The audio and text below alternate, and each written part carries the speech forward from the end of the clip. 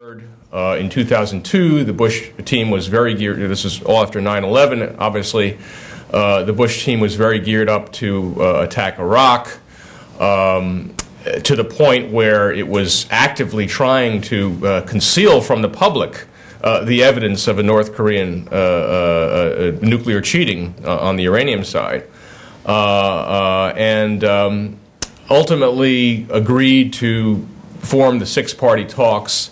And as those proceeded over the next couple of years, to defer to the Chinese and make the Chinese sort of the lead in the negotiations. There was a hopeful moment in September 2005 when they came up with a new framework agreement. The Chinese kind of pushed very hard on this. There was even the vague promise that the North Koreans might get, a civilian reactor somewhere down the line. But as we know, at almost the same time, the U.S. Treasury Department announced that it was cutting off, or rather imposing sanctions on a Macau-based bank, imposing sanctions on anyone that dealt with the Macau-based bank, Banco Delta Asia, because of suspected involvement in North Korean money laundering. So where does that leave us? In my view, I think that we have to go back to what happened initially in the Bush administration, more than 5 years ago, and the decision that they were not going to negotiate with the North, because I think that's kind of still where they are. I think that ideologically, this is an administration that does not negotiate with regimes it considers to be rogue regimes. It feels that to do so, and this is not just true of North Korea, it's also true of Iran, it is true of Syria, it was true for a while of Libya, but we'll get into that later because they did change course on that one thanks to British pressure. But basically the president's view is you don't talk to these regimes because to do so would be to legitimize them. Completely opposite and a contrary view to the position taken by Kim Dae-jung and I think most of the South Korean diplomatic community, as well as the Chinese, which is negotiated deal.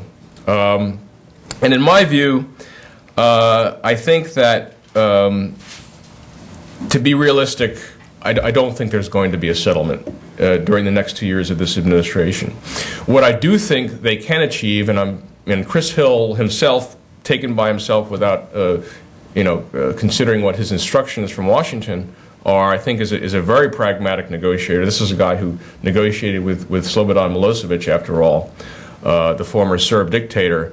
I think that he will be able to keep the talks going to some degree.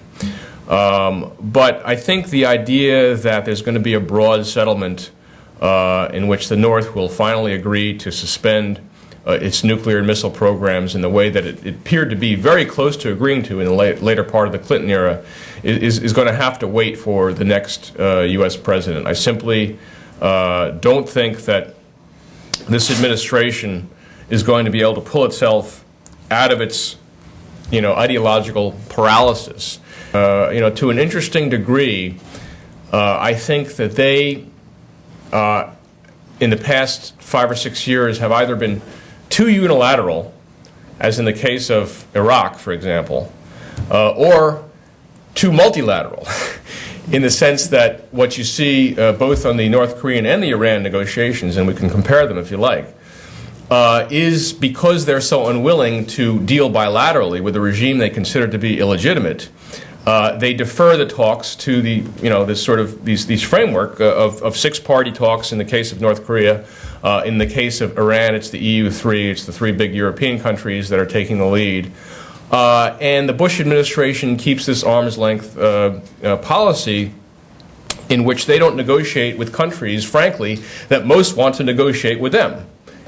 And so I think the key is to find a way, a negotiated settlement that will somewhat go back to the Clinton model. In other words, there has to be real negotiations, there's got to be some carrots, as well as the implied sticks. I think they're putting the sticks in place now, particularly with the Banco Delta Asia sanction. And it's possible to see a way toward stopping this program. And I think resuming course on what was the only realistic course, which did involve, I think the Sunshine Policy was a wise policy. I think that everyone who is part of the international system, which of course includes South Korea, knows that this regime in the North is moribund, is not something that can survive forever. But at the same time, those of you who've studied the North Korean regime know how powerful and persistent this regime is. I mean, there's a reason why this particular Stalinist regime has persisted when other forms of extreme, communism, Stalinism, have collapsed. I mean, why would this regime still be around? Well, I think it's obviously the two Kims, father and son, developed a very powerful formula, and we simply cannot wait around, as I think the Bush team has, for the collapse of the regime. There has to be a negotiated solution. And